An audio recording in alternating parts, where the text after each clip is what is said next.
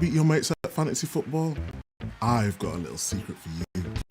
Fantasy Football Hub offers AI team ratings to enhance your team, AI recommended transfers to ensure you make the right decisions, and a new AI assistant chatbot, all designed to help you win your FPL mini league.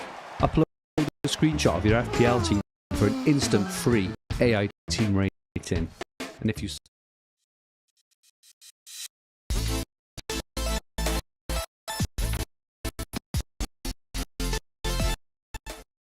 Good afternoon, everyone, and welcome to the Green Arrow FPL podcast from Fantasy Football Hub. We are back ahead of the 24-25 season, and we are more excited than ever.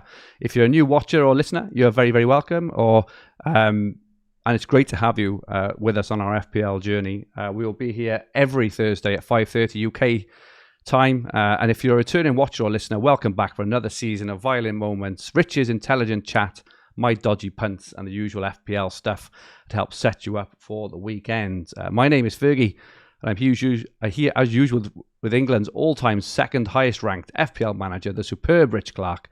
Rich, how are you? And what colour is your suntan ahead of game week 1? I think it might just be the dimmer switch needs adjusting, mate. I've enjoyed being outside, but it's good to be back, mate. It's good to be back without a red arrow next to my name and without a howler of a rank next to my name at the moment. So yeah, looking forward to the new season.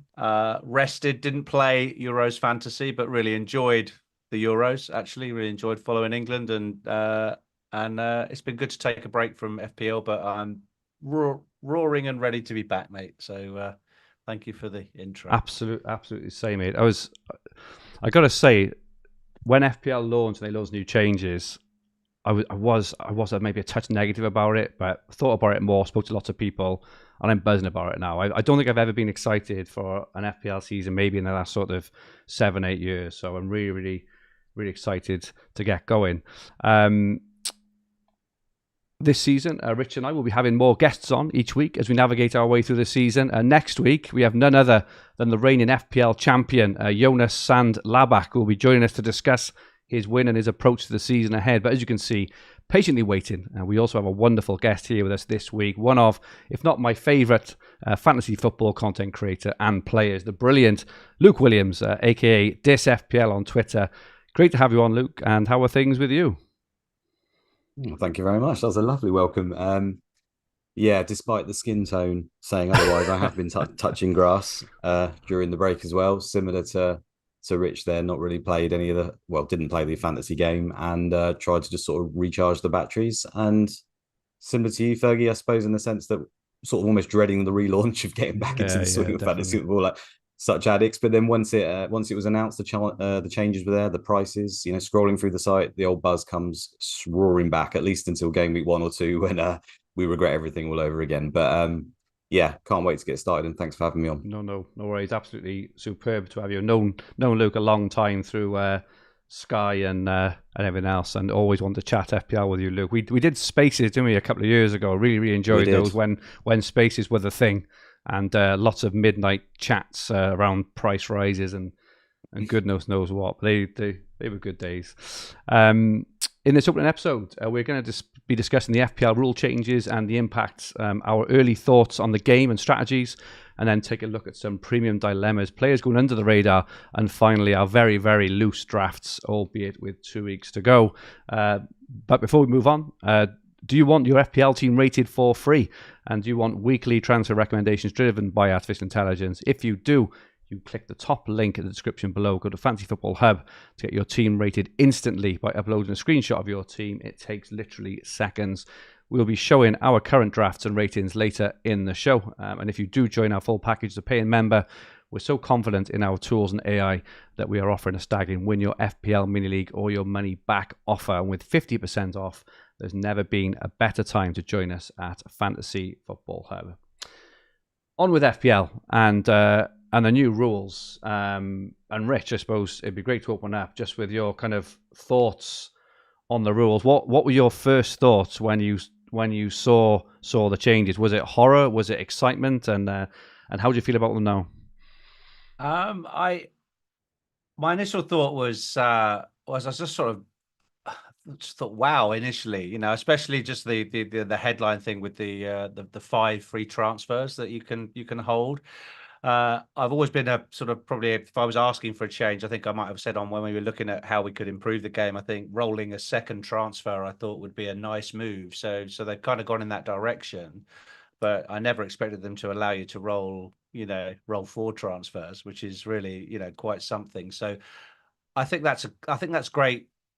Whatever style of play you have, but I think, just speaking selfishly for a second, I think that really suits my style of play, because I'm pretty patient, and I'm pretty stingy with transfers anyway. So just having that extra, or the ability to have that extra flexibility and allow players that you've selected initially or you've transferred in to perform for some time, it should play to that.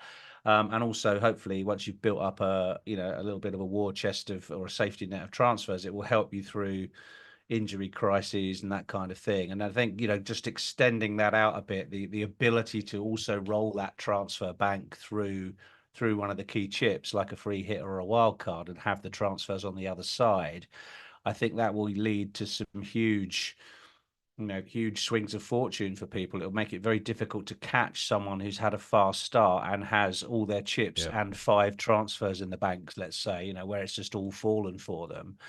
So it probably makes, getting off to a fast start even more imperative, really, unless you really like to come from way back. So yeah, but on the whole, I do think it will appeal. I think if we often talk about casual managers, people who play for a few weeks and they might go on holiday or might forget about it. They're going to go away and they're going to come back and they're going to have 3 or 4 transfers in the bank. So it might help drive higher engagement through the season, across the general game, which is why I think the Premier League really want. They want to keep the player base engaged. And so, yeah, I like the changes. I mean, obviously there's been some content already out there about the details to the BPS changes, which I'm sure we'll go into in a bit more detail. That's a bit more technical, and there's some winners and losers in that. But I like the changes they've made there. I think they make it a bit fairer, and overall very, very positive. I would say. Yeah, I agree. Luke, what are your thoughts? Yeah, I echo a lot of that, to be honest. I mean, firstly, I think it's nice just to have a bit of a change. You were saying, Fergie, it's been a while. It's felt quite stale for a little while. So the fact that they're open to actually changing a few bits here or there, I get it. They've got to keep a winning formula, right, and keep it simple, because it's such a large audience at the end of the day. But yeah, I think as far as changes go, I couldn't really have asked for too much more. I think maybe they've gone a little bit the wrong side in terms of defenders seem to be getting worse in the game overall. Maybe just the amount of goals that are scored, and now it looks like defenders are probably even a little bit less good as a result of these BPS changes. But that's like a minor thing. Like, I think Rich already alluded to it there. When we actually look at the data from last season, it doesn't change too much overall, really. So not too fussed about that. But I think getting your head around the whole chips don't sort of become an end point is going to be quite hard to handle. And I think that's where, and I think we're going to touch on it in terms of analytics and using solvers and models and stuff like that. That's where they can actually help you more than anything, really, because the more complicated a game is, the more useful using a robot to do your thinking is, to be honest. So leaning on that will also help those players, and like Rich says, the very patient players. It really does seem like it's going to help the very casual players who log back in after missing it for a few weeks. The guys right at the other end of the spectrum are able to roll through and pick these robust squads and build up this bank of transfers. And in the middle, I suspect it won't change too much for us mere mortals. Do we think? I think like my first instinct, rightly or wrongly, is obviously to go to the kind of worst case scenario, or to the extreme. And I was thinking, my goodness, we're going to pick our teams and then essentially only pick a captain every week for 4 or 5 weeks. And that was my kind of initial thought, is it actually decreases interaction and engagement. But the more I think of it, it's a hard game to save a transfer for 1 week, especially at the start of the season. Never mind 2, never mind 3, never mind 4. Especially if you're, there's players going up and down in price. There's bandwagons. There's enablers that emerge. We're on the wrong premium, wherever it is. I do actually wonder, especially early in the season. I think roughly from about game week 10, 11, 12 onwards, there does seem to be like a template form, and we have the ability to save a bit more. But I do wonder if those early weeks it's going to be as prevalent. I'm sure some will save, but if you're kind of falling in rank and people are making aggressive, forward-thinking, exciting moves around you, I think it's going to be really, really hard to just sit on your hands unless you've almost lucked out, right? Because let's be fair, if you land on a top starting 11, you've lucked out, because in terms of the pricing of the game, I think they've done an incredible job, and you could see that in the overall ownership of the players. There's very few real standout. I don't think any players over 55% owned, and there's such a congestion within that 50 to 30 to 20 bracket that every team I've seen, I've got to be honest, has looked different. I think there's probably Isak, it's probably in every single team, but other than that, there seems to be a mixture of players. So unless you land on a plum game week 1 team, I think it's going to be hard to save, unless you're Rich, who probably will somehow find a way to save. No, I don't. I normally, I think it's important. I think I made one of the lessons learned from last year is I often, and like many, it's very easy to overplay game week 1 because everyone wants to get off to a fast start. Everyone wants to get the right captain for game week 1. Everyone's drawn to the game week 1 fixtures. But game week 2 for me always tends to be a red arrow. I tend to start all right in game week 1, and then I'll have a nightmare week, and you'll go from, say, I don't know, 300k to 2 million in game week 2 because you have a bad week and haven't necessarily got the right players for the long game. And so I actually think I'm thinking more about setting up for several weeks rather than just going all out in guns blazing in game week 1. So yeah, I don't think it'll be me, but someone will come through with the right value players and the guy that scores the brace from nowhere in week 1, and everybody wants him. So you might as well try and set up that way and hope that you're that man, right? I think it's football's kind of changing as well, right? In the sense that the squads are bigger and better than ever. The managers want to change their setup for every individual game or particular opposition. They've got different types of players for different scenarios. Like, it seems almost impossible. That combined with just the sheer amount of football and therefore the amount of injuries we get as a result, well, presumably the two are linked. It seems like they would be. It's just very hard to avoid injury, even if you pick the most robust players. You even see players like Bruno Fernandes get injured these days. I mean, who would have thought? So yeah, the idea of saving five transfers is great, and there's obviously things you can do to try and get there, i.e., pick the likes of Bruno Fernandes. But I still think you're going to have to get extremely lucky to actually realize that, because it's just going to keep happening. The squads get better. The depth of the talent of managers we've got in this league now, even right down to the lower teams, is just crazy. Like, and they don't want to sit there and play, Pulis ball. Essentially, they want to be like the next Pep now. Every single one of them, don't they? So it's only going to get tougher and tougher in that regard to pick, these nail players that are going to play every minute. I mean, even these top hitters that we've got in the sense of Haaland and Salah. Haaland, it didn't really happen the first season. The second season, we saw quite a lot of injury for him, which was how it was historically for him. And then Salah even is probably getting a little bit on, and again, he plays a lot of the minutes, but even he missed a little bit. I appreciate some of that was going to another tournament, but there needs to be some new kings around, the likes of Palmer and Saka and people like that are just these sort of robust players that we're looking at to get lucky on that front, I think. Yeah, I agree. I do wonder, Luke, obviously you play the other fantasy games. Obviously Sky has finished now, which is really sad, but all the other fantasy games, they kind of reward discipline and patience, I think. And I don't know what it is in FPL. I wonder whether it's the community, the weekly thing of having a transfer every week, whereas in other games you get to use them whenever you want. But I do wonder whether this could help someone like myself, who maybe takes my frustrations on not being able to make transfers in the other games. I can just kind of have a bit of fun with FPL, because I think when I was half decent at FPL playing the other games is when I was kind of first playing, and I played FPL a lot like I played the other games, very, very patiently. I do wonder whether this could help a little bit. I like what you said there, Rich, because we feel, I think, almost obliged to try and get out of the traps really quickly. People talk about bench boosting, triple captain. You've got to get a good start. I don't think a good start necessarily means in game week 1, right? It means after, potentially 4 or 5 weeks, if you're doing Correct. all right and you're set up, then that's fine. So maybe that's something I might take into the new season, because I think I take it quite literally. Sometimes you have to get game week 1, have to fly out the blocks, but maybe that's not the case. No, it's more about sort of not necessarily how good you're good. It's how bad you're bad. Yeah, You don't want right. that 10 million rank week in game week 2. What you want just a steady couple of top million performances in the first couple of weeks will see you ranking in the top 500,000, and then you'll be all right. You'll have started okay, and the game will settle down a bit going into the first international break. So you're definitely right. A good start. You assess it after a month, not a week. That's it. And FPL is a very hands-off game compared to other ones. Absolutely. I completely resonate with you there, Fergie. The more hands-off you are in this game and the more patient you are is generally rewarded. Whereas other games, it can be the other way around. So, yeah, exactly the same as you. I've had periods of that where I'm playing other games where it feels like exciting. I've got a lot of in-game management, all sorts of stuff going on. And FPL, you're like, nah, who cares? I'll just take these 3 players out because I don't like them this week. But I've moved away from that now, but that's always inside me, the same as you, inclined to do it. Got the fire in the belly to try and have fun with it, but definitely it's not the way to consistently do well. Agree. At the end of the day, is it? Agree.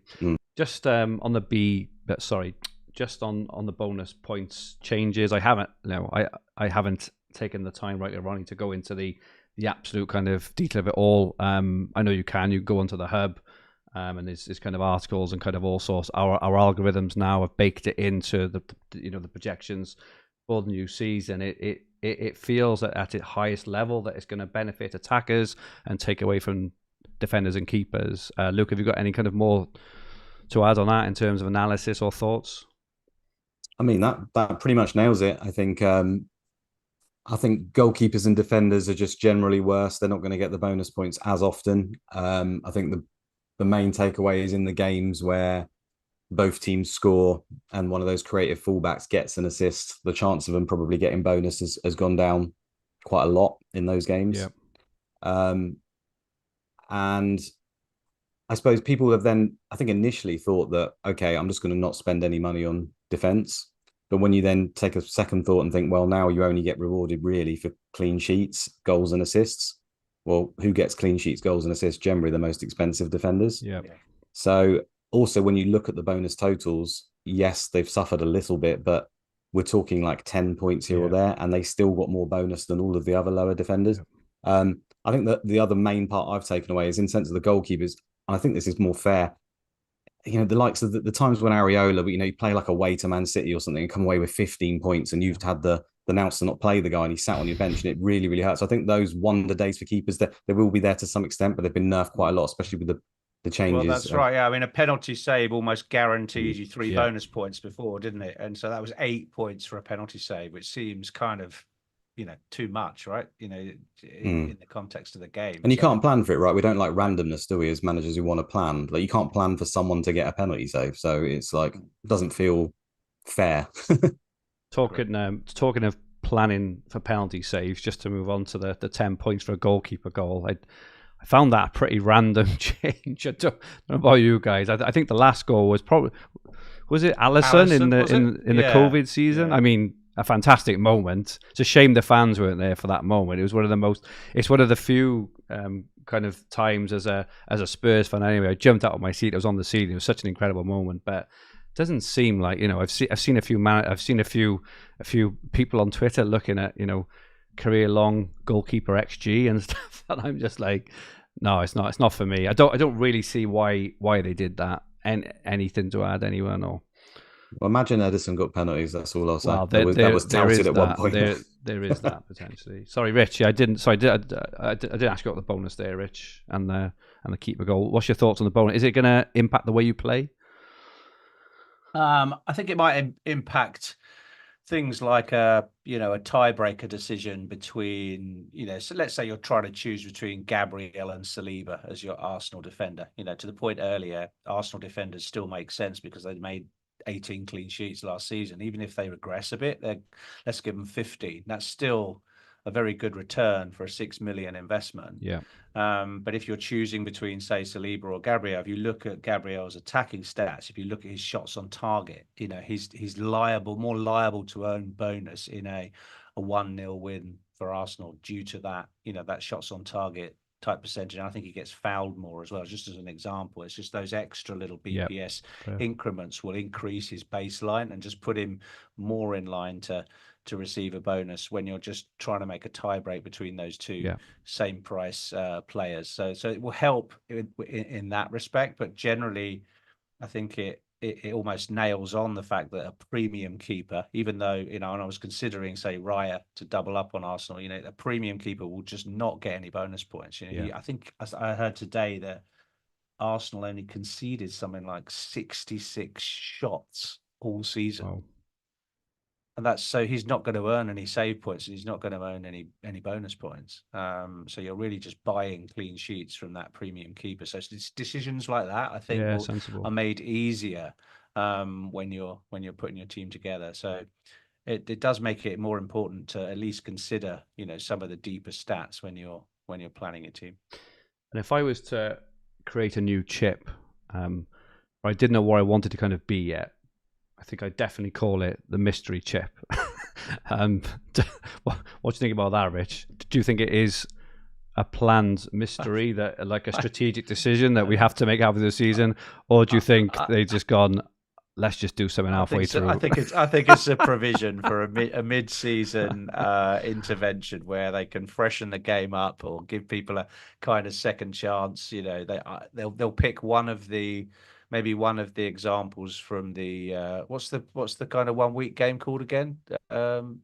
FPL challenge, yeah. So they did several kind of ideas in that challenge thing, and I think they trialed them late last season. God. And they might say make it, I don't know, a limitless chip, like you can just have anyone you want for a week or something. They'll just come out with one of those concepts and just throw it in there to freshen things up around you. I honestly don't think they've decided, but they probably had a brainstorming session, and there's half a dozen candidates out there.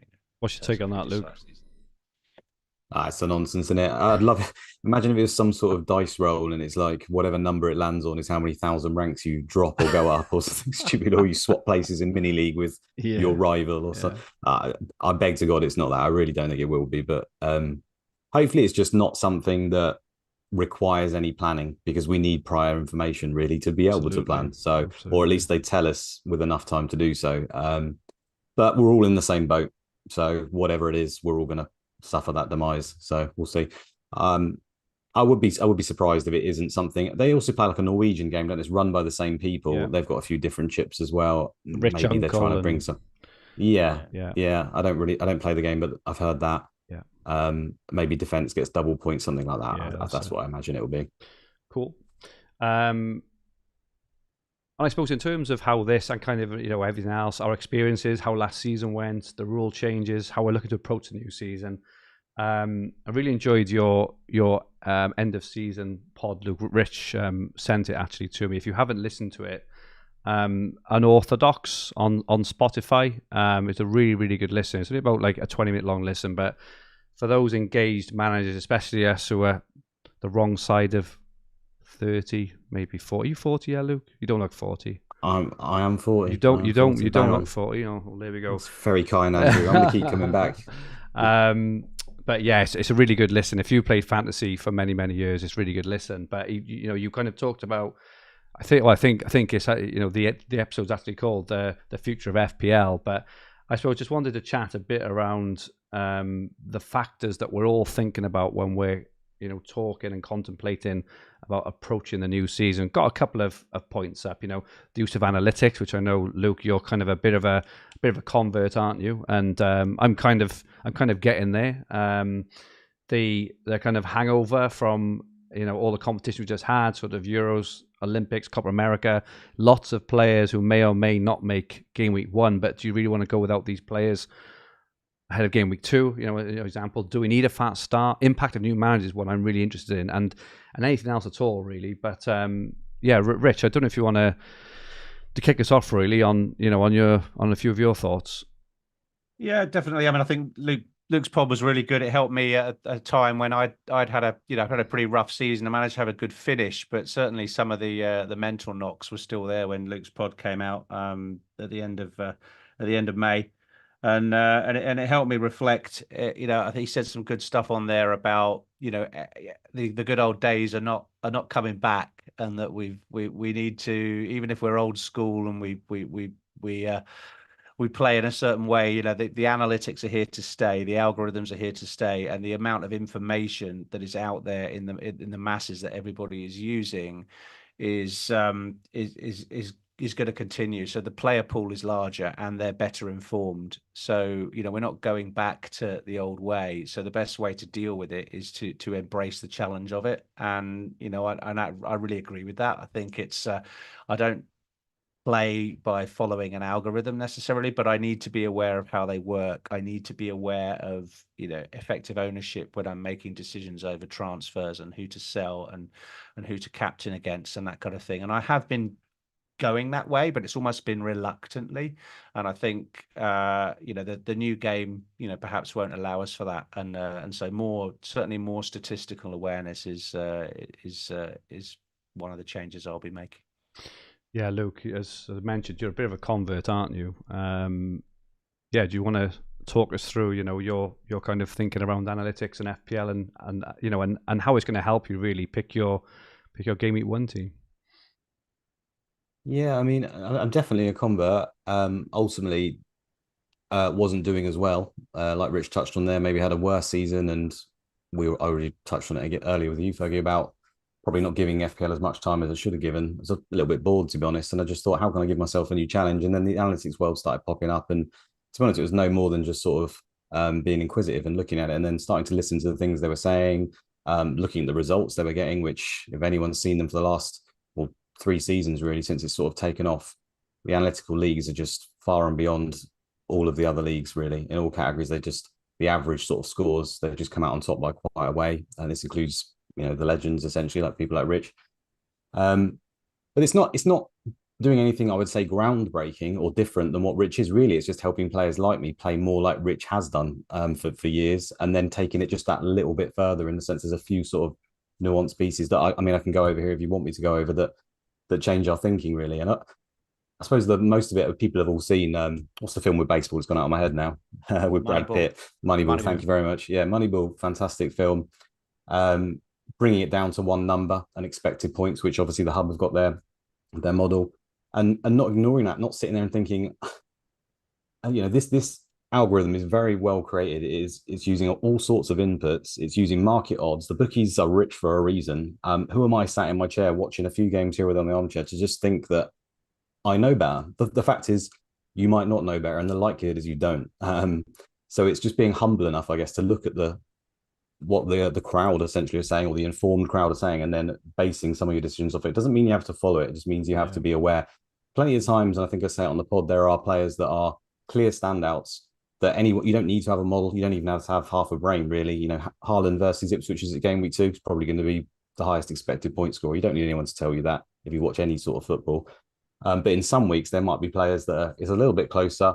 There's a few options, and using these models and these expected points can help you, I think, to make the right decisions. But it's not about making the right decisions and always getting the right result. Obviously, all you can do is continue to make, I say, plus decisions or in your favor decisions. And over many, many occasions and many, many times, you're more likely to win. Everyone will always fight you back and go, oh, on this occasion, that didn't work and that didn't happen and you were wrong on that point. Yeah, but if I keep doing it over and over and over, I might be 55% versus your 45%. And that's all this is about, really. It's about doing the right things consistently over and over. And for me personally, it helped me avoid hits. I think I gave you a slide. I don't know if you've got it at all, Fergie, but around analytics and the way they interpret hits, I kind of treated them like candy and just throwing them around. And that impact of losing that 4 points, I think even particularly this season, the fact where you can roll 5 transfers, every hit you take is just going to be massively detrimental. It doesn't mean that there's not going to be weeks where it's still positive for you to take a hit, but it's going to be very rare. And you want to be in a position where you don't even have to take that hit. When you got to a point where you're in a week where, oh no, I might have to take a hit this week, you're already in a bad spot as far as I'm concerned. And it's all about avoiding that. Yeah, well, what were some of the, you mentioned kind of nuances there, Luca, a few detailed bits. Do you want to give the highlights of one or two of them? Yeah, I mean, one there, avoiding hits is really important. I think, I suppose outside noise and influences, it's not using your eyes, but it's not being as reactive. I guess, to a lot of things. We can all watch football and watch a player and think, oh, he looks fantastic. I'd really like to get him in my team. It's just, calm down. What do the numbers say? Yeah. Putting more favour in the sort of historical data rather than the very reactive data of the first sort of 2 or 3 weeks. And I think one of the biggest changes that I'm starting to see more now, but also I suppose it's because of the pricing, is deep benches.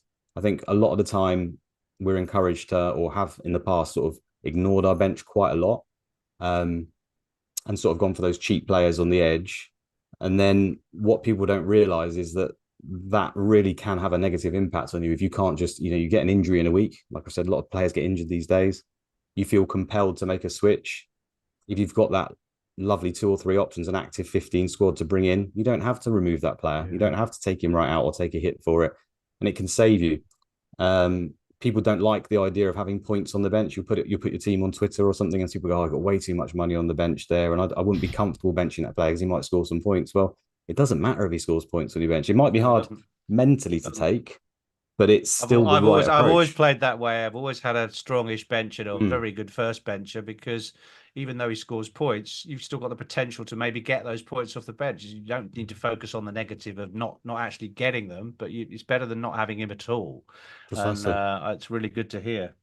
Yeah, and also over the course of, say, 5 or 6 weeks, those 2 players that interchange and rotate will just have a higher expected points total than having that one star player and the player who doesn't play. Especially when you start looking at the armband. That's the general principles anyway. Like a deep bench, slow and methodical play. That's not too different to how Rich was playing. Like I said at the start, it's not too much different about it. But I think it's probably just trying to curb our excitement and FOMO, I guess, more often than not. You touched on effective ownership. Effective ownership doesn't really play a role. And this is where people will say, when it comes to analytical play, oh, you're all following the robot and you've all got the same team. In fact, the analytical players have very, very different teams compared to the average informed player base, who all seem to follow, the set pattern or the content creator that they've looked at. You'll have different players in analytical teams that you wouldn't find, and a lot more variance in those teams in which players they've got. So I don't think that's fair to say that. The robot is more open to players you wouldn't consider. I think you guys do it on the hub a lot, right? When I watch your pods, you'll say, oh, the robot likes this player over this point. I'm not so sure I like that one.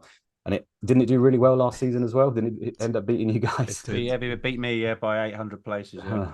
They're very good. They're very good. Yeah, we've worked really hard over the summer on it as well. It's going to have a hell of a year this year as well. It almost feels counterintuitive. Again, just taking off the robot head and put off the human head, and especially a human head that's played fantasy for 25 years. You kind of feel, I think, that the skill in fantasy is those really clever, shrewd moves you make, the ones which no one else sees. But I think the problem is nowadays is everyone sees them, everyone's talking about them. It's all over Twitter, it's all over everywhere. So all of a sudden, these secrets that we may have had, like let's look at Barco now ahead of game week 1, right? His ownership 5-6 years ago would probably been less than 1%. I think it's like 8%, and it's only going to go up the closer we get to game week 1. It's because it's just everywhere. And it also feels pretty counterintuitive to, we're all probably addicts. It's fair to say, right? We're all fantasy or FPL addicts. We think about fantasy football 7 days a week, probably multiple hours. It almost feels counterintuitive to put all this thought into everything about it and then just not do anything as well. Whereas I really need to get back to that. That is the actual style of winning play. I know well yourself, Luke, you say you're a convert. You were famous, right? You had the Gareth Bale haul, and all the massive hauls you've had over the years. I was a madman. But I'm sure you'd admit that for every Gareth Bale haul you had, you probably had 10 absolute disasters that cost you 40 points in hits and kind of whatever else. So. I triple captain Balassi one week, so that's all you need to know. You were really pretty much always focused, Luke, on just winning the whole of FPL. That was your drive, wasn't it? Yeah, to be number one. Yeah, exactly that. Yeah. But then what I've come to realize is that this is, for me, the analytical way is the best way to do well, and the best way to do well is also the best way to win. That was the bit I struggled with, and people still say to you now, they'll say, "Oh, but you won't win playing that way." I think Jonas, your next guest, won playing exactly that way. Exactly. And so I think that's a bit of a nonsense, to be honest. The rules, the way to play any game, chess, whatever you name it, if you play as optimally and as well as you can, you've got more chance to do well and more chance to win. And that's the bit I struggled with. And 38 weeks as well, I think. You know, we've just come off the back of a Euros. You know, and anyone who plays fantasy Euros, it's a bit of a sprint, right? It's a lot of, you know, you don't have the time for your strategic decisions to kind of take effect through a long period of time. But you know what? I think when anyone argues with me about just like football in general, like, oh, you know, City didn't deserve to win the league, or you didn't deserve to finish fourth, you didn't deserve to finish. I always argue back there. 38 games, every team home and away is a long enough period to determine in that, you know, in that season, you finish where you finish based on merit and absolutely nothing else. And I also think the same for FPL as well. You know, I think 38 weeks absolutely reflects how you've played, you know, in that season. If it was like a 5 or 6 week sprint, you could finish, you know, really high or really low, and you know, where there's a lot of luck involved there. 38 weeks is an absolute reflection of how you've played that season, I think. And with that in mind, we need to play in a disciplined, sensible way, an optimal way. And you're right, Luke. You know, out of the, what is it, the 38 transfer decisions, and you know, 38 captaincy decisions, excluding obviously wild cards and everything else. If you play, you know, if you make those, 76 decisions, very, very sensible, in a, you know, the most optimal way, even if all of them don't come off, it's highly unlikely you don't have a good season. And I think once you start to take 2 or 3 wrong decisions, I think subconsciously then and I'm speaking for myself, you almost kind of go off the rails a little bit, don't you? And you try and gather back, because then all of a sudden the sensible transfer the week after, you know, it's not going to get you anywhere, because you're already 2 or 3 transfers behind the herd because you made the wrong move. You tried to make a sexy move or a shrewd move, but just like Huang or something like that. Nothing wrong with Huang, mate. But, well, we start to hold grudges as well, don't we? Oh, I don't want to get that player because I should have got him, and now he's scored, and I don't like him, so I'm not going to get him. So we've all fallen into that one. Just a few other points that on kind of macro play. I'm interested. You know, we've touched on fast start, new manager impact. So talking a bit more, you know, around kind of, you know, players here now, around new manager impact and around kind of hangovers. So looking at, you know, a lot of premium players, especially, you know, we look at Palmer, Saka, you know, and kind of others as well, Foden. In terms of Palmer, I don't think he's played yet in pre-season. Apparently, he's back in training today. Yes, I think, or back at Cobham or something. I think you're right. And Kunku's obviously looked really good, so I'm sure we'll touch in a minute or two.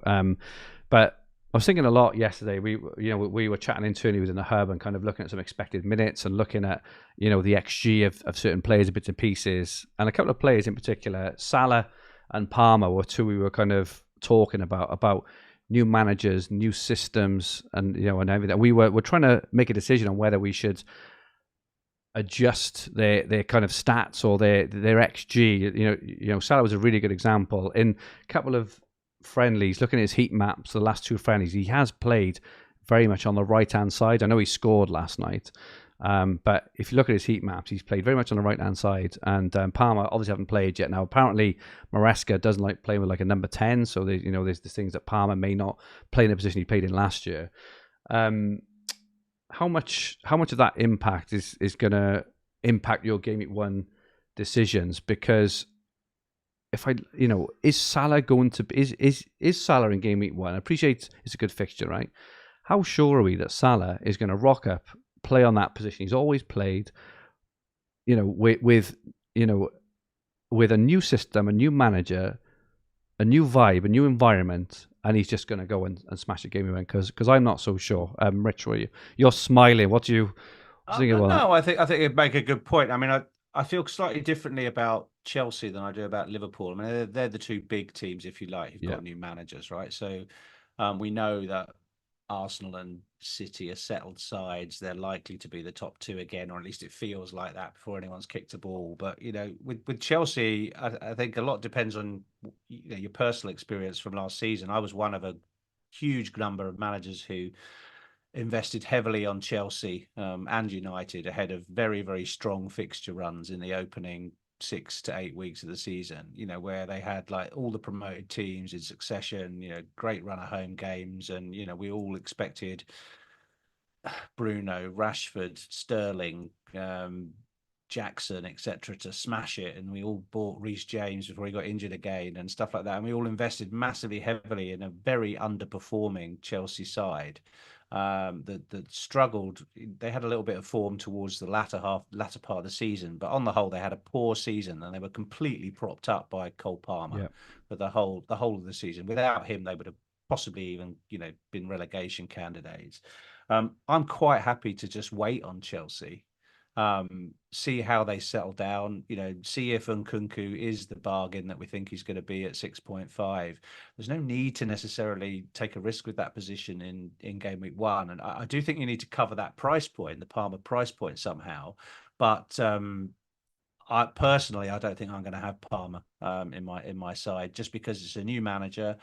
We don't know how he's going to set up, and they're also, so far, they've been really struggling in the US on their tour. They haven't, they've not done anything pre-season. They've lost 4-1 to Celtic. They're really struggling. So there. But the contrast in the fixtures are so strong for Liverpool that I do think some coverage is sensible. Now, if it's not Salah, then fork out for Trent maybe at the back, or get somebody who has had a good pre-season. Jota's getting talked up now after last night, Harvey Elliott even. So therefore some Liverpool coverage is more attractive to me under the new manager scenario than Chelsea. That's just my view 2 weeks out. That could all change in 2 weeks, of course, after 6 matches. But Luke, what do you think, Luke, on this? Yeah, this is the thing that I suppose the analytical play's taken this away from me, is the fact that it's very easy to start building yourself narratives. And what we tend to do is we tend to think back to a time where it went well and a time or it went bad, depending on what our bias is already instilled in us. So I can think of many times where a manager's come in and it's done bad. I can think of times where a manager's come in and it's been very good straight away.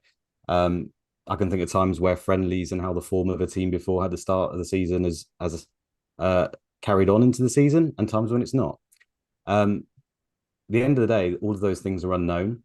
So what's better to do there really is to ignore them, in my opinion, and is to look at the basics. And that is, Salah has been probably the best player in the Premier League for how many years?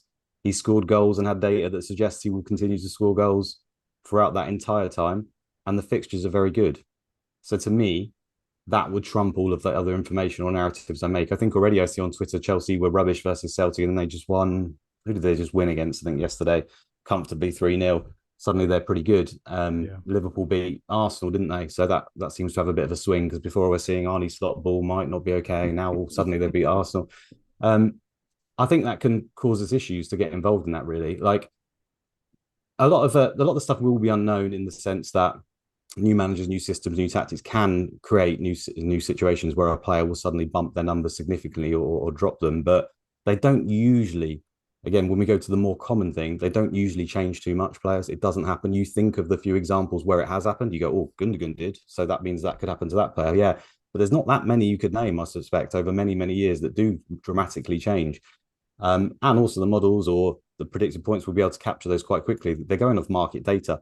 The guys aren't silly. When Arnie Slots come in, there might be a slight dip overall to the expected goals for Liverpool to be scored, but it won't be huge. And I wouldn't imagine it will have a massive effect on Salah. So yes, we'll learn more as we go along, but I wouldn't take too much from essentially noise from what's going on in the background. I kind of just ignore it and bring it down to those basics: fixtures, good player, good price. Thank you very much. And he's fit. We know he's fully match fit, which we can't say potentially for Palmer, Saka, Foden. What's your thoughts on those, Luke? Are you going to go with any of those? Is that an overhyped thing as well? Or I know Saka's back in training. I think Pep said this week that Foden and Rodri will definitely miss the Community Shield, but will be reintegrated either in Game Week 1 or Game Week 2. In terms of your Game Week 1 team selection, what does it mean for you there? Well, I think all those players look pretty enticing, especially off the back of last season. They've all got, again, Foden overperformed his data a little bit, but he's a consistent overperformer. Yeah. given the age profiles, the roles in teams again. I think that they're just all three of those look like they're going to be fantastic. Obviously, mentioned the slight question mark on Palmer. It's probably more short-term data. Role might change. Maybe he's got the biggest question mark on him, I would suggest. Also, he had a lot of penalties, right? You can't guarantee that he's going to get those. So I think out of all of them, he's probably got the biggest question mark. But yeah, I mean, for now, with the fitness levels, the fact that Palmer's only just come back, the fact that Foden, I think, has already been said that he probably won't start game week 1, means that I'll probably start with Saka, because I think of all the noise so far, Arteta said he's back. We know his history with playing Saka.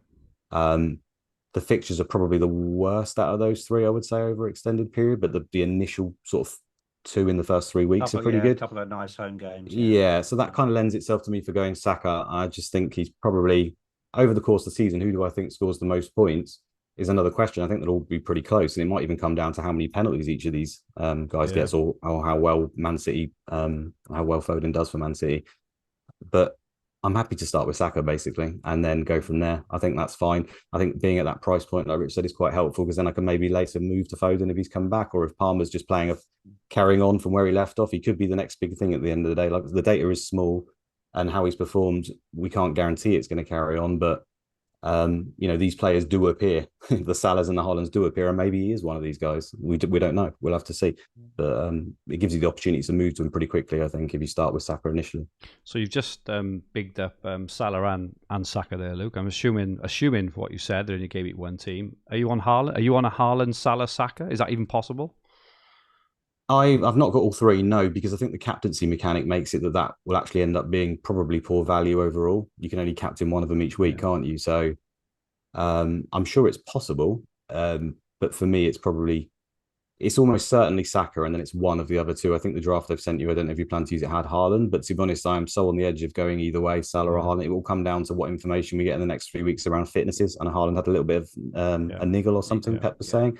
So that might play a key part. But honestly, I don't think either. The beauty of the pricing and the way the fixtures have landed, I couldn't tell you now that either one is better. I'm literally 50-50 on that. Same. It could go down to the wire either way, and I'd be happy to go with either one. I think it's really exciting as well, the fact that I can't have all of these good players in my team, and it's actually going to be on a knife edge. It's much better that we've got to decide, and we're going to have almost like 3 different variants just on those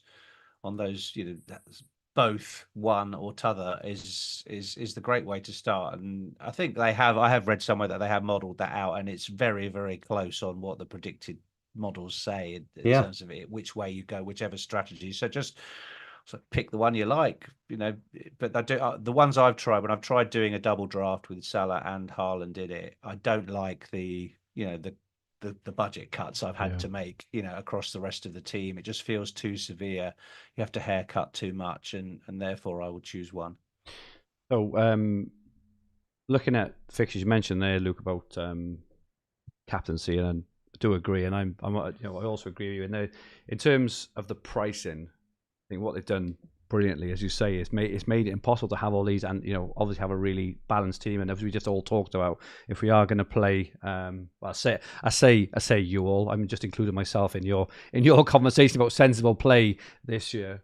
It's obviously really hard, and captaincy, does make a big difference, I think. And we're all laser focused, aren't we? Well, I am anyway, on game week 2, Haaland home to Ipswich, and that's, I suppose, a key decision is if you don't go with Haaland.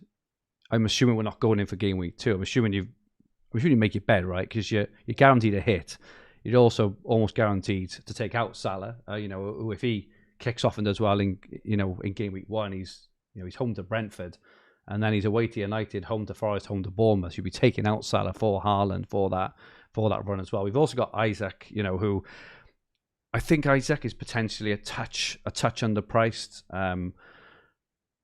I think I would have liked him to be sort of 9.5, just considering he looks the most locked on player. I don't think I've seen a draft without him in it. He looks to be, as close to essential as kind of seen. He's a really good alternative to Salah in game week 1, home to Southampton. You could even have Salah and Isak and captain Isak. I think that's reasonable to go without Haaland, which I think is my plan at the moment. But yeah, Haaland game week 2. Rich, what are you going to do? Are you absolutely on Haaland, or are you potentially? Well, I'm not absolutely. Obviously, we've got this slight injury doubt, which I think we had two occurring. Luke's the expert here. We had 2 periods of play last year where Pep sort of played down the doubts about Haaland's injury, and he did turn out to be injured and missed 2 or 3 games as a result. So if he's any sort of doubt going into game week 1, I'll just get Salah. It's too much money to put there game week 1 and running the risk that he might be out for a couple of weeks. So I want to see him play in a Community Shield, and I want to see him do well. But if he is fit and he's fine, I think I'll put Haaland in at the beginning, and I will not go with Salah. That's how I'm feeling at the moment. I just I don't like it. I'd like to have them both, but I think I will go Haaland. What about you, Luke? If you go without Haaland, and then Haaland bags a brace in game week 1, and then is looking fit and fine for game week 2, would you be tempted to take a hit and move around, or would you have made your bed? Absolutely not. No, I wouldn't. This is again about that fascination of the FOMO of having that player and for that week, and it doesn't even matter really if Haaland scores a hat-trick as everyone's captain and you don't have him game week 2. If you then zone out and go, well, over the first 8 weeks, I still might outscore you. Is the bottom line. It feels bad that week, but it's about mentally dealing with that. I think last season I didn't have Haaland since game week 8. I actually wildcarded and didn't have Haaland throughout probably his best period of the season. He kept scoring goals and getting penalties and even phantom assists. Believe me, I was so enraged every time it happened. But overall, my team actually went up in rank quite a lot during that period, despite his best point, because the rest of my team was good as a result. It doesn't mean that's going to happen again. I'm not stupid enough to think that, but I think in game week 2, is Salah home to Brentford from the top of my head? Home to Brentford. Seems like a good game to me. You could maybe Foden's back by then and being a captain. I think Foden outscored Haaland multiple times last season. It's about not having that FOMO, I guess, not to the point where you're going to change every single week and take hits and be scared. If you're the kind of manager who thinks that that's going to be the case, then I would just start with him to begin with, to be honest, if you're that worried about it. So I certainly wouldn't be changing as a result of that, but it doesn't mean I don't think Haaland is the best captain in that week. I think that's clear. I think anyone would say that he is, assuming he's fit, of course. But I mean, you could then start to how far do you want to take it? Is Rodri going to be in the team and ready? Is Foden going to be back? Yep. A lot of their players went far internationals. Does that have an input on how they perform? We don't know. Yep. But people will maybe ignore that part of the narrative in the fact that Haaland at home to Ipswich is just amazing, and you have to have him. Yep, and I'm one of those. Or historically, I've been one of those, but I definitely need to take a step back, I think, and look, get back to chilling, instead of hiding behind the sofa, chill back on the sofa, relax, and as you say, take a longer view. I think I used to preach that myself, actually, is that the game week scores in FPL, because I was a relatively late starter to FPL, I never understood this fascination with ironically, given the name of the podcast, getting a green arrow every week. It's like a fascination. I got to get a green arrow. I have to get a green arrow. Whereas again, in the other games, I kind of already know the weeks where I'm not going to get a green arrow in the other games. It doesn't bother me in the slightest, because it's all part of a grander plan. Kind of need to take that into FPL, I think, and relax a touch. Well, if rank even matters at all, which is debatable, the only one that matters is the final day. Yeah, or after the final day. Yeah, agree. Although it is slightly skewed when you create content. I'm sure all three of us can attest to when you. It makes it hard for positive and exciting content. Yeah, it does, and also when you have an absolute stinker and you get pelters for the whole time you're live on stream. We've had a lot of love for you, Luke, in the chat. By the way, a lot of fans in the chat. I'm surprised at that. Usually, I get destroyed. So. You don't get destroyed. And Rich, again, we had it earlier. I can't find it at the moment, but someone said Rich is the spit of Gary Anderson. Surprise it. Oh, not again. Yeah. He's slipping down the rankings now as well. So hopefully, less people who know who he is. So superb. We've got our drafts to come soon, our opening draft. But before we do, we just wanted to spend a few minutes just on looking at some of the value players. Obviously, this is all going to change, right? So we're not going to spend ages on this, because there's still like 2 weeks to go until game week 1. All sorts are going to happen: sign-ins, injuries, pre-season friendlies, and stuff. But Rich, you had your eye on a few, sort of 6 or 7 million players who you think could could start the season well, who could offer a bit of value. Yeah, I think we it's very easy to focus in our drafts on which premiums we're having, and that will definitely shape the remaining budget that we've got available for the positions around those. I think Luke, if I use your language, the edge pieces, that you refer to, I think it was you that called them that, wasn't it?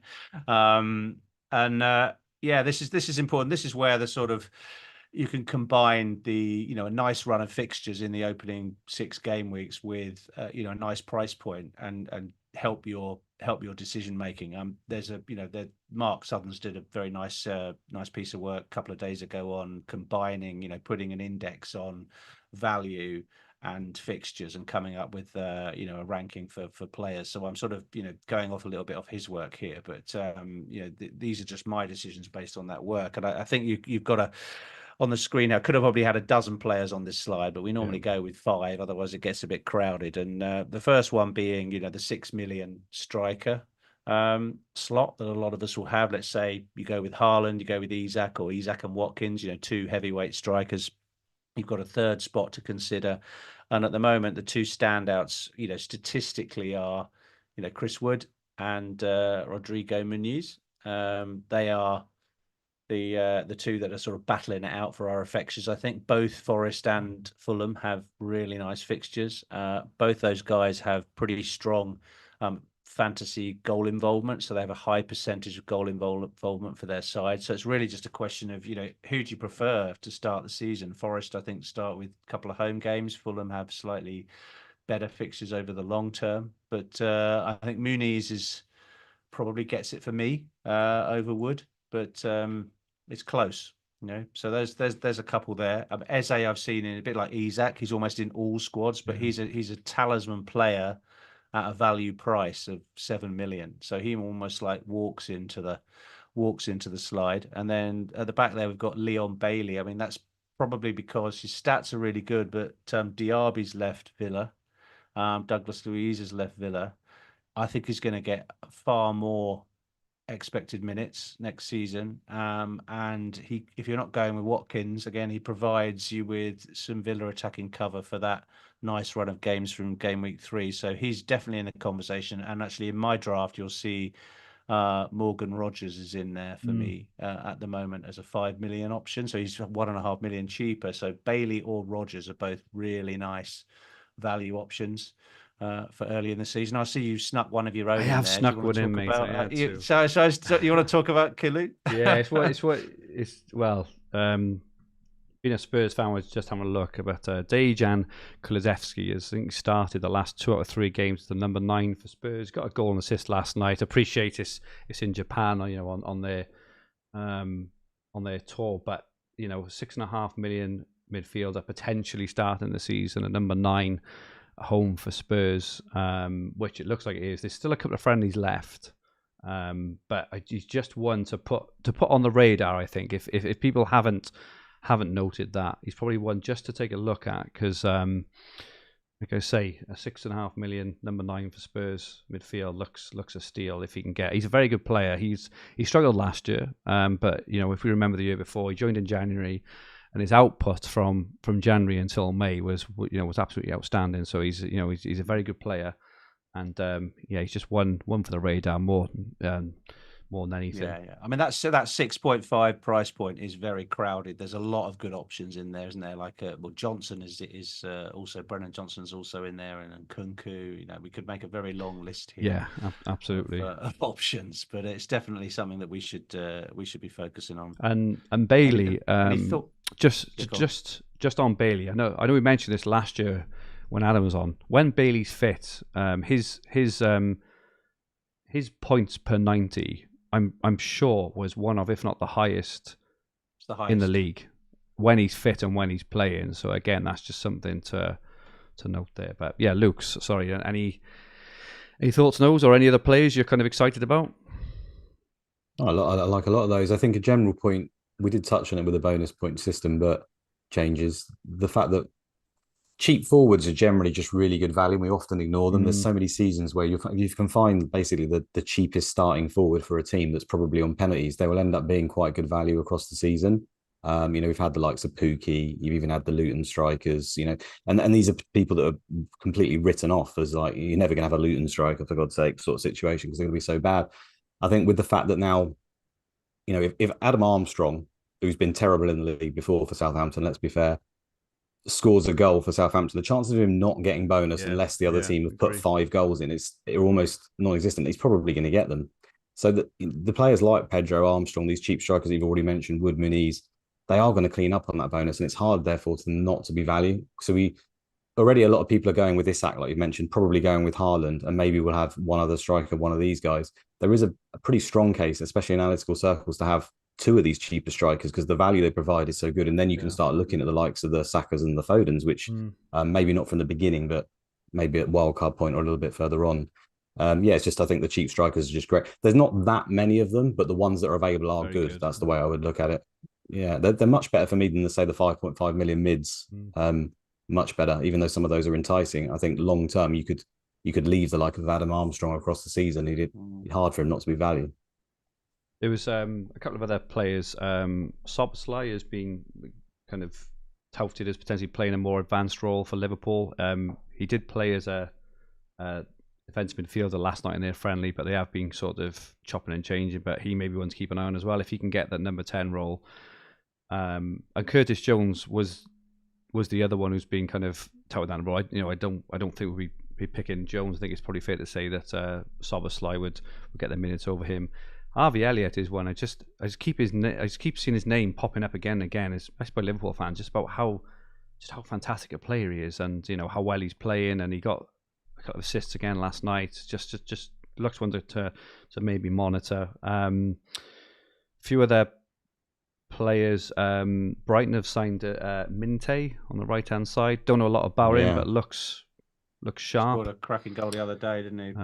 March is out for the start of the season, so he could get a start on the right hand side. He's quite cheap. Couple of his data is unreal, Fergie. It's really good. I mean, the thing with him is he doesn't play that many games. If you look at his injury record, or at least his starts record, I think he only started something like 15 games last season. But his XGI per 90 is out of this world, and his stats are frightening. So he is potentially a very, very good player there for Brighton. We know they are good at scouting them. I think the worry with Brighton and him would be the fact that they've just got so many players that it feels like one you could probably wait on a little bit, and then when the fixtures turn, have a look at. But if he fulfills his promise, then he could be a real option later in the season, I think. Fatu for Leicester had a good season last year. Made the he's joined now permanently in the summer, and he looks a good player. Just turned 20, he's young, but he looks a good player. And the HBI likes Semenyo of Bournemouth. Obviously class as a midfielder this year. He was a forward last year.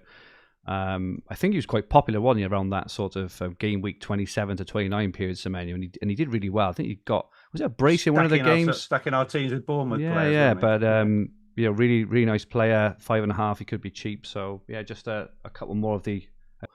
There's one in the chat there from Notorious Nerd. He says Bob at 5 million. Oscar Bob at the start. Yeah, it might be very short term, but it looks like he probably will get the Community Shield and maybe even game week 1 the way things are going. So I mean, he scores a lot of goals and he's for 5 million midfielder, so it could be. But they're the kind of things I want to avoid because I'll probably very soon have to take him out. But it could be a season for him, a breakthrough season for him, depending on how other players play. Yep, fair. The Forest mids, we haven't got the Forest mids in there. They're in quite a lot of drafts I've seen.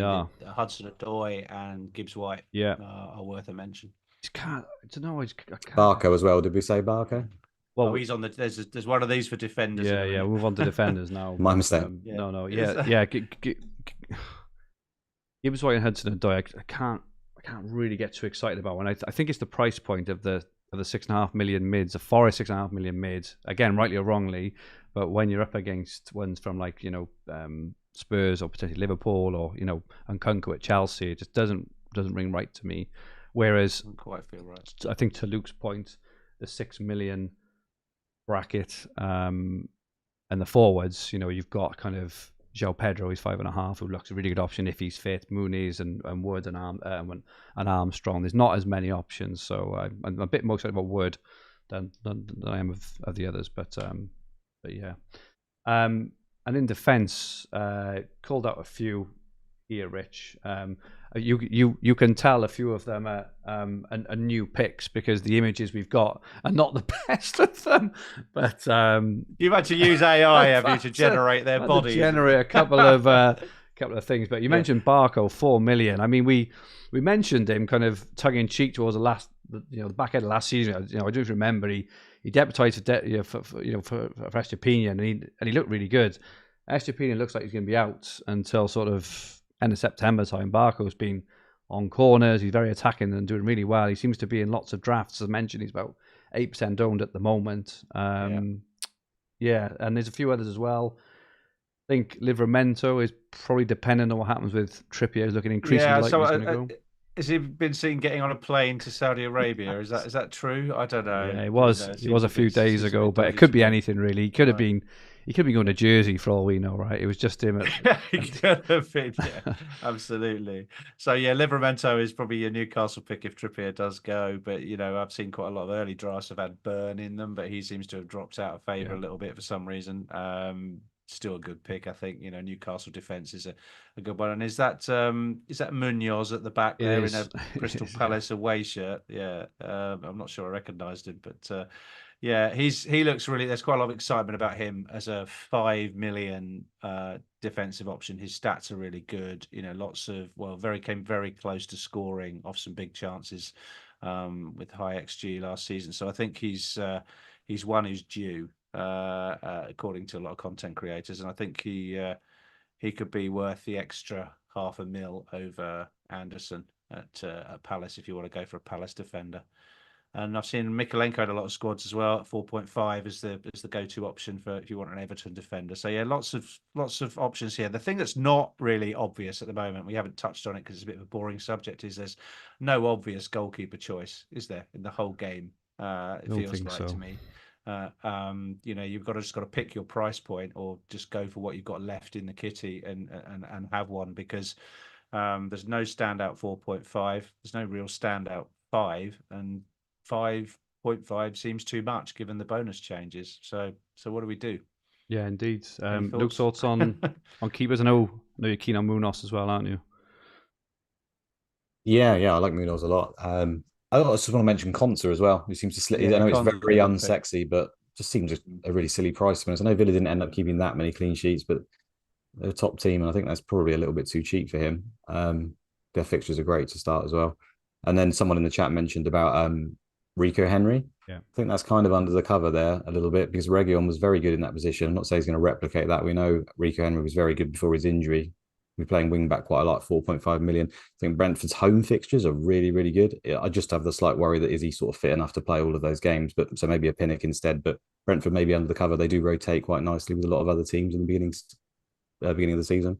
Yeah, Henry before he was injured was with mega attacking, wasn't he? Mega attacking. Yeah, he's a good player. Goalkeeper wise, yeah, it's tricky. I mean, it seems like we've had lots of seasons of this, to be honest, where goalkeeper's just hard. I think the standout ones really in terms of fixtures, and if you're going for the 4.5 are the Forest and the Palace keepers, but we don't know who's going to start. I imagine we'll probably get some direction there. But the worry you've got there is because their competition is arguably as good as them or close, you just worry that there's one mistake and maybe it switches around, and it's not something that I'd want to deal with personally. So maybe I just avoid that. So yeah, as a result, I'm more keen on the expensive goalkeepers. I actually think the likes of Ray or Allison and Edison are just good picks now. Yes, the bonus has been removed, but therefore clean sheets again are quite important, and they're the goalkeepers that will get the most clean sheets. So in some cases, you're kind of playing not that much for a whole lot more clean sheets. Yeah. So I don't know.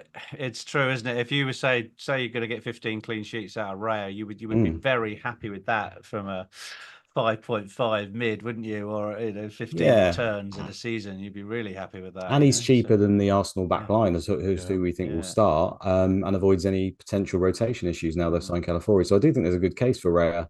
Again, maybe not from the start, but maybe at wild card.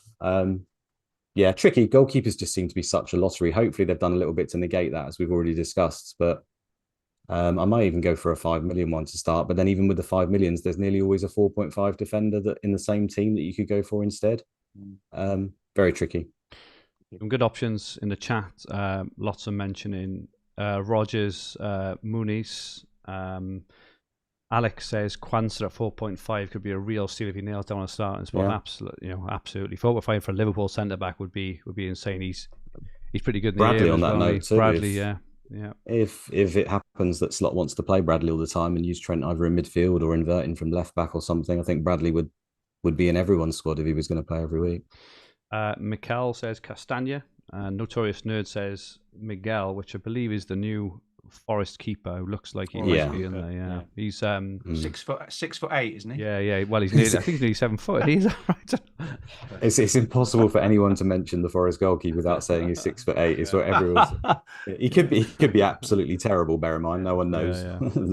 But it's stat I caught out yesterday was Forest finished the season with the 4th best expected goals conceded, and as such, Willy Bolly was in the Hub AI team. When we saw Willy Bolly in there ahead of all these options, we were like, what? But actually, maybe not as mad as we think with his attacking threat and prowess at the back. But yeah, thanks in the chat. Some really good options there.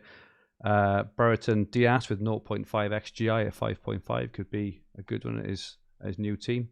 And Alex says, yes, Fergie, breakthrough season for Elliott coming up. Got my eye on Elliott. I think he might be decent. We're going to have a look now at the Hub AI team so far for Game Week, and obviously this will change again with all the changes that are going to happen. But it's interesting because everything we've talked about, especially on the on the kind of analytics side and stuff, this reads for a very interesting team. Pickford in goal, which I'm warm into based on the conversation we just had around looking for clean sheets, but also looking at a fairly decent price. It has got Turner as a backup keeper, but I wouldn't pick Turner because he's 24% owned at the moment, which I'm assuming means he'll likely drop in price when everyone sells him when they realise there's 2 other keepers ahead of him. It's gone heavy at the back. Interestingly, it's gone for Gabriel, Trent, and Gvardiol, which is interesting. We haven't really touched on these sort of premium defenders. I don't know your guys' thoughts are on Gvardiol, but I don't see him in every draft, and I just think it's madness.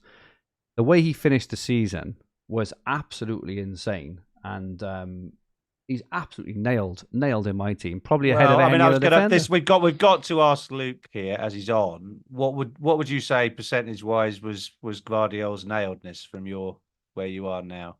What, in my team or in Pep's team? Well, both, I guess. I'm pretty sure he'll be in your team, but I would say, if you're doing your predictions for the week, where would you put him? Well, he's currently not in my team.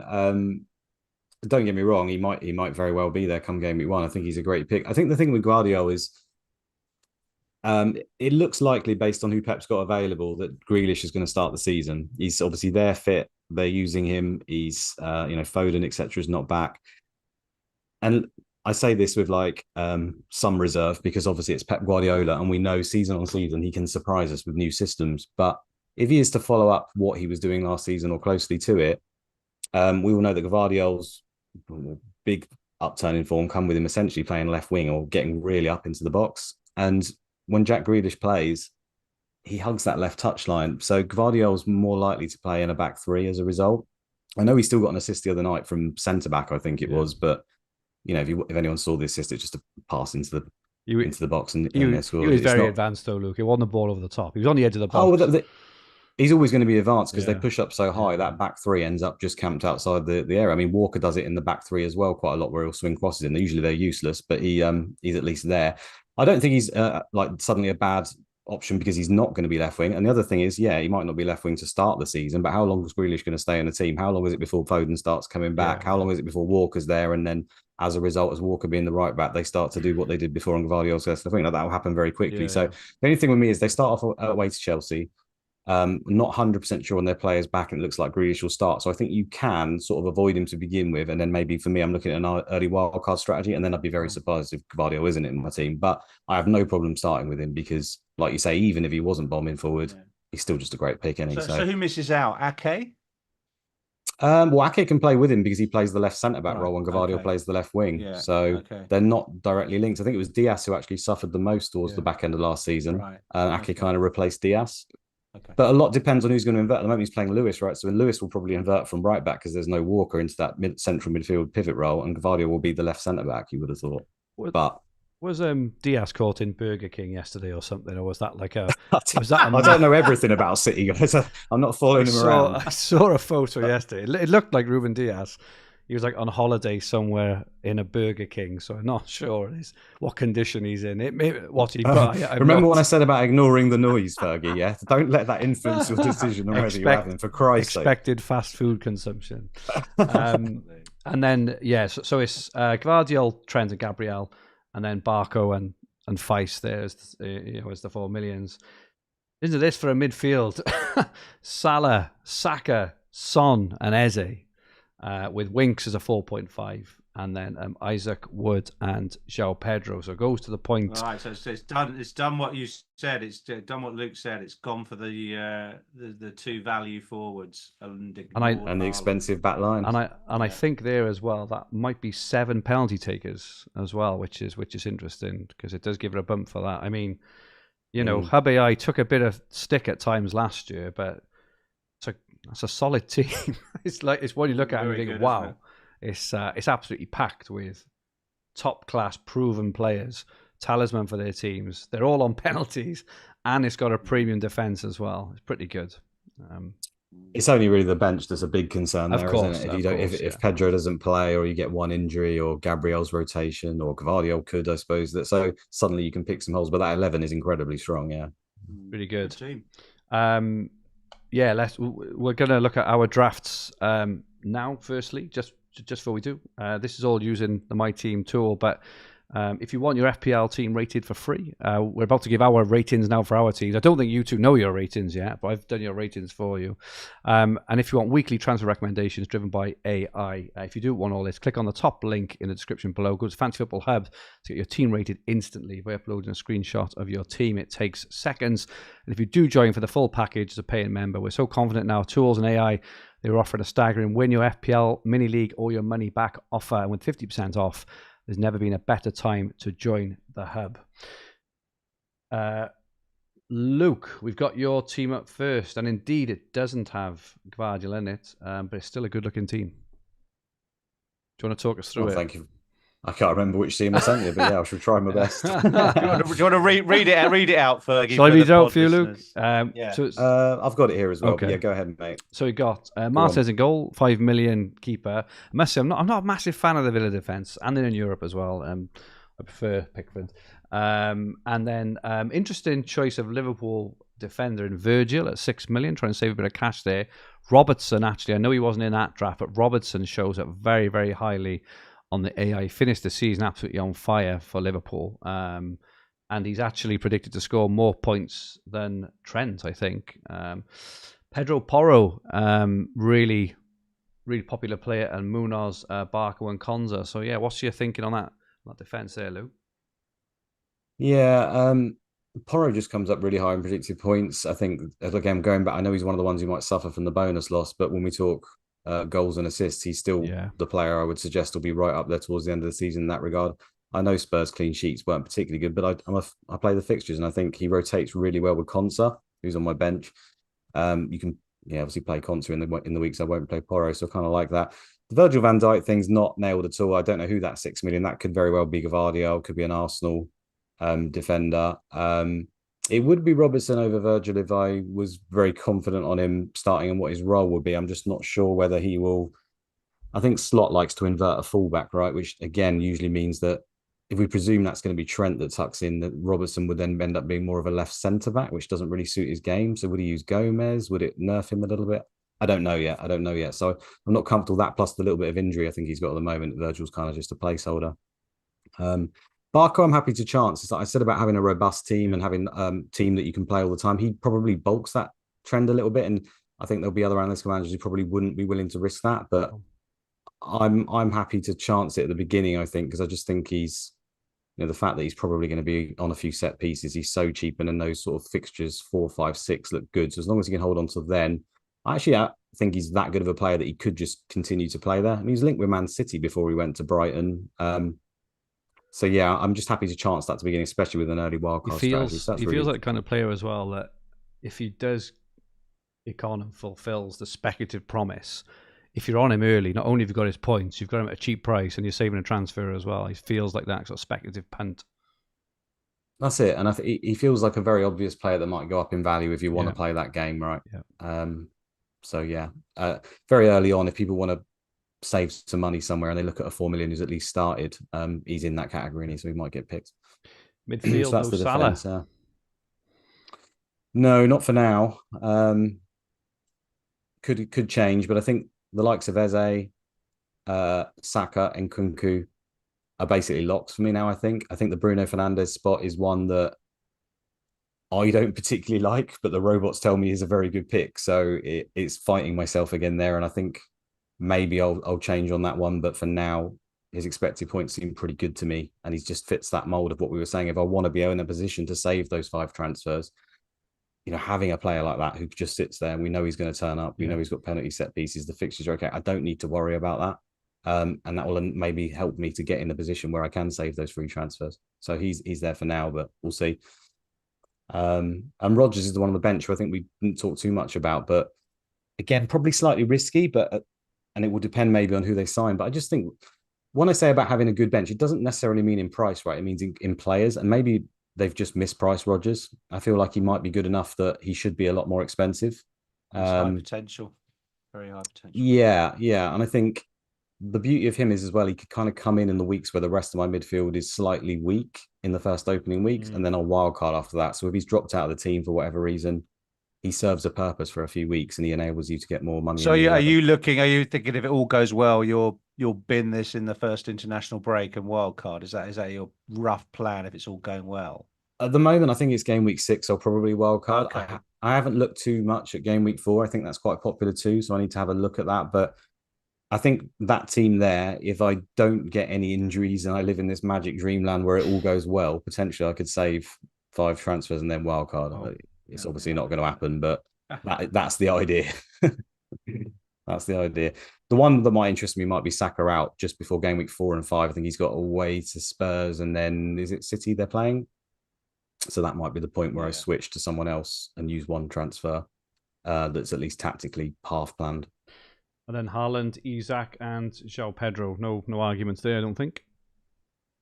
No, again, Pedro, like they start to tot up, right? Pedro, you look at Nkunku, maybe you could put in that bracket, Rodgers, Barco. Suddenly you've got a few players there where maybe on the edge of not 100% nailed. So maybe I need to address that. But I just think Pedro, if he actually is going to start and play, is just crazy value. I just think it's too cheap. Everyone thought that initially. I think we start to call on players over time and start to then take him out. But especially when we had that injury, it's understandable to take him out. But how exciting Brighton look, the new manager, how attacking they're going to be. You've got the guy on penalties. He could be number 10. He could be off the left. It's not going to bother me. That price looks dumb to me, basically. So I'm happy to have him. If there's any doubts at all around his minutes or I'm not happy about it, I'll just switch to Armstrong or I'll find the 0.5 to get a Muniz or a Wood. So, yeah, that's the plan for now.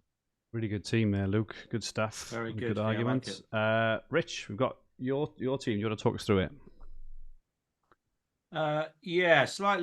Slightly different to Luke's, but some commonality. Still waiting for it to come on the screen. I think, given the goalkeeper dilemmas, my first draft last week had Raya there in goal. And again, I think I'm criticising myself from last season. I was far too late getting on the Arsenal double up, so got a bit burnt with Gabriel week 1. Never got Saliba in. Never had the transfer capacity to do it in normal play, and so only really doubled up after the wild card with Ben White and Gabriel, who kept about 3 or 4 clean sheets in the last 5 weeks. So it's almost like I fancy doing the Arsenal double up, despite the despite the sort of fixtures not being that great. I just fancy doubling up on the clean sheets. But in the end, I've stuck Pickford in there as a placeholder because I think he just shades it as the best of the 5s. I don't really like Everton though. I think they end up, if they win 1-0. And they normally don't win. So for that reason, I don't really want to have their goalkeeper. So, but he's in there as a placeholder at the moment. Obviously, he had a very good Euros. He had a good second half of the season. I think they kept 10 clean sheets, Everton, last year. So decent 5.0 option. Gone for Gabriel over Saliba due to the attacking threat. might reconsider on Gvardiol after Luke's insight there, which I found very interesting. Yeah, I think again he didn't make my team for the whole of the running, and he was just on fire, wasn't he, at the end of the season? So it's almost like I've got a kind of like got a bit of a hangover from last year, and I'm trying to put things right that I didn't play well there. So I need to look at that and think, is that all just chasing points from last season, which is largely irrelevant? It's more about, is he going to play, and what has he got potential to start? I like Munoz. I think he's worth the extra 0.5 for Palace. I too have gone for Concert as my 4.5 defender.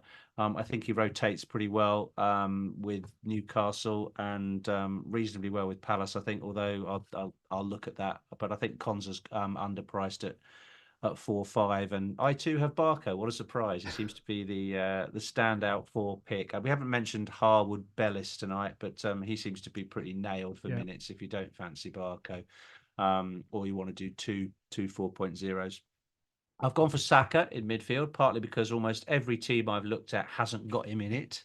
And I think to have Saka as some sort of a differential, even if it's just over other content creators, it's great. He's got two home fixtures in the first two. I think he'll be fine to play, even though he was flogged in the Euros. And so I hope he's had his feet up for a month.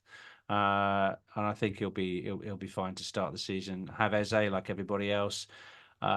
I like Anthony Gordon. He was pretty much in my team for the whole of last season. So that double up with Isak, I think is going to go really well. And I think he's worth it for 7.5 in the midfield. And then I've got that floating 6.5 spot that was Nkunku until this morning when I took him out because I started to believe my own narrative about waiting to see how Chelsea perform.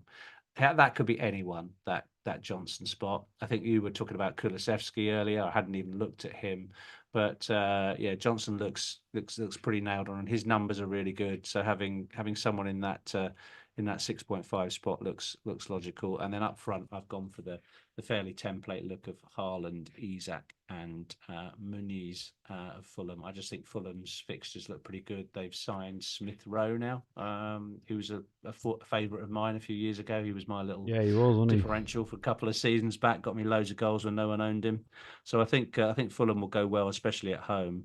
And then the only other player I haven't mentioned is my fifth mid, which is Rodgers. I'm going to keep an eye on pre-season, make sure he keeps getting good minutes, and hopefully he'll be my fifth pick. There's been a bit of transfer speculation. Manon just said actually around Gordon, haven't they, with Liverpool maybe? But I don't think Gordon's actually in my current draft. I don't even know why, because I think if he's playing for Newcastle starting game week 1, I think he'd definitely be in my team. But yeah, nice team there, Rich. Just have a quick look at mine at the end. Sanchez in goal at the moment, but I have actually got 0.5 in the bank, so I'll definitely go for Pickford. I think just the conversations we've been having of this is why I love doing this pod. It really does help me solidify different ideas and stuff. And I like the Pickford show. I don't think there's anyone at 4.5 I can get excited about. I've currently got again you can tell I've listened to Habai. I've been doing a lot of work on it the last day or two, looking at kind of expected minutes and bits and pieces. And it does. I mentioned earlier, it really likes Robertson, assuming he's fit for Liverpool, so he makes it. It also really likes Willy Bolly as the best 4.5 defender, sort of out of the blue almost. But when you look actually at the data, he does look decent. Fourth best XGC, some really good home fixtures, threat in the air. And Gvardiol.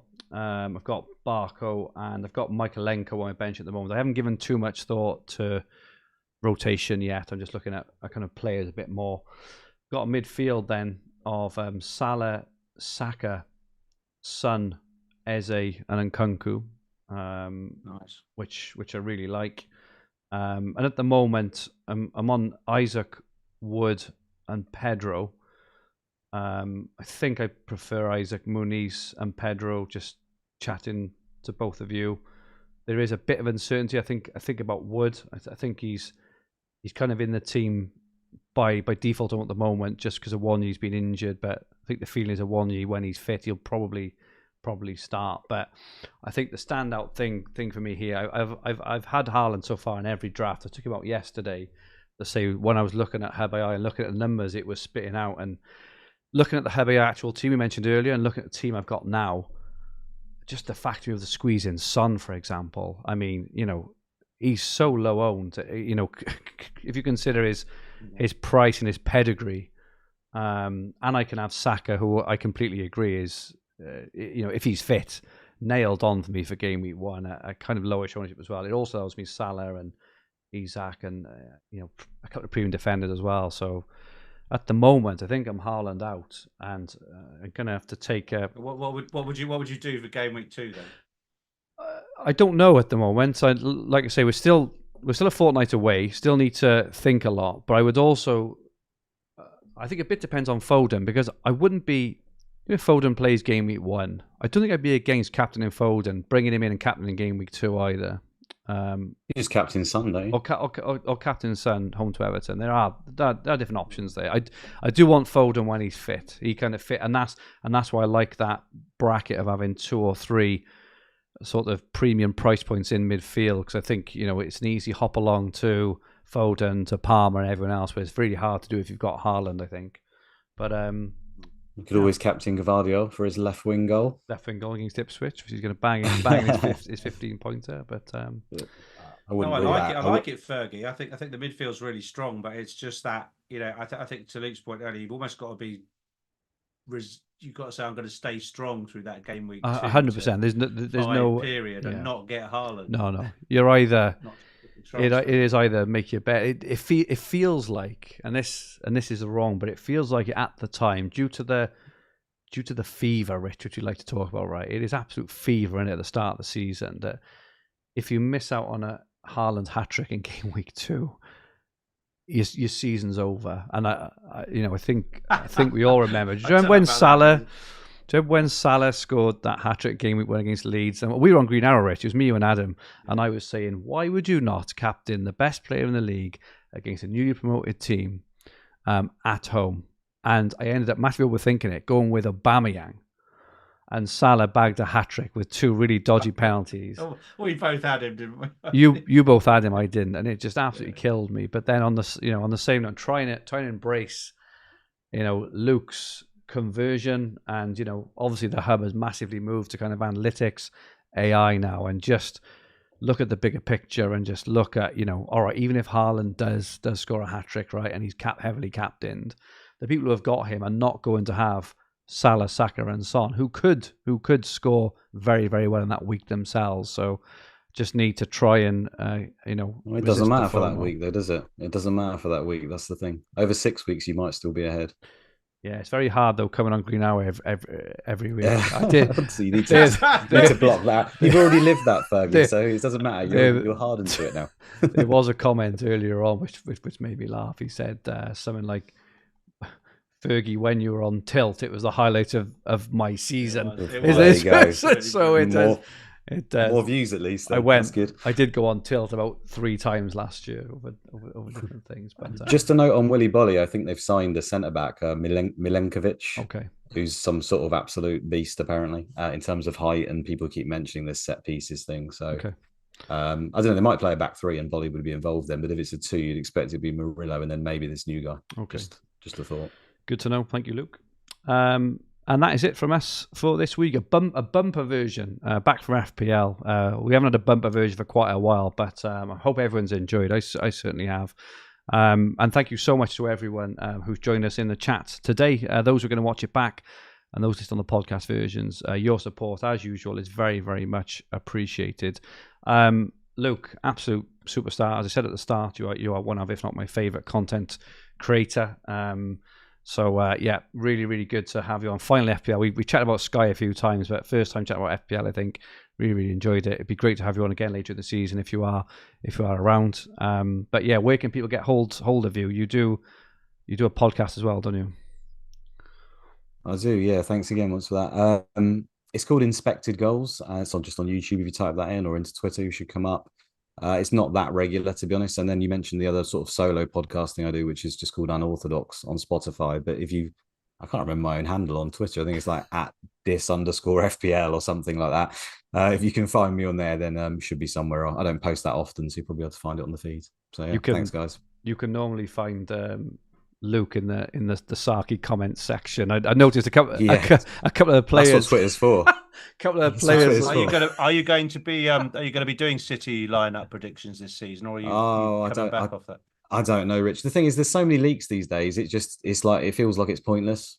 Do you know what I mean? So it's just like you could put all this effort into preparing what you think is going to happen, and then it gets leaks who's going to start, and you're just like, well, no one looks at that or cares anymore, and they'll just go for the leak, and then everyone just says, oh, I'm waiting for a leak. I'm waiting for a leak anyway. So it's just like, who am I even helping here? And I'm putting a lot of time in it. I know that's quite a selfish perspective, but, it takes a lot of time. Sort of what I say a lot of time. It's not a lot of time. It's not like I'm saving lives out here or anything, but it's you have to watch all the pods, interpret it, look at the patterns of play, there's a lot that goes into it. It's not just, as contrary to what some people might believe, just picking names out of a hat. So I don't know yet is the answer.